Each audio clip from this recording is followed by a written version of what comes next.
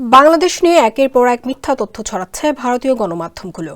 এমনকি ভারতের রাজনীতিবিদরাও হুমকি ধামকি দিয়ে যাচ্ছে। প্রতিবেশী দেশ হিসেবে ভারতের এমন আচরণ একেবারেই ভালোভাবে নিচ্ছে না বাংলাদেশ। ভারতের এমন আচরণ নিয়ে ক্ষোভ ঝেড়েছেন বৈষম্য বিরোধী আন্দোলনের অন্যতম সমন্বয়ক হাসনাত আব্দুল্লাহ। তিনি ফেসবুক স্ট্যাটাসে লেখেন, বিগত 3টি নির্বাচনে বাংলাদেশের মানুষের ভোটাধিকার হরণ করা হয়েছে।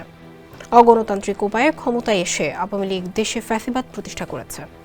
সেই সময় পাশের রাষ্ট্র ভারত এ বিষয়ে নীরব ছিল, বরং তারা ফ্যাসিবাদী আওয়ামী সরকারকে প্রত্যক্ষ ও পরোক্ষভাবে সমর্থন এবং মদত দিয়েছে।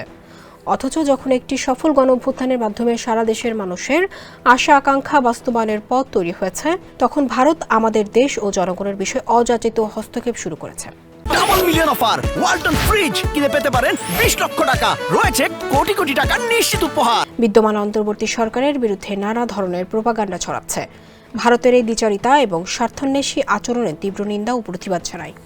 আত্মসম্মান বিসর্জন দিয়ে ভারতের সঙ্গে আওয়ামী লীগের নতজানু সম্পর্ক হাসিনা পতনের সঙ্গে সঙ্গেই শেষ হয়েছে। 24 পরবর্তী বাংলাদেশের সঙ্গে ভারতের সম্পর্ক হবে ন্যায্যতার ভিত্তিতে, সমতার ভিত্তিতে এবং চোখে চোখ রেখে।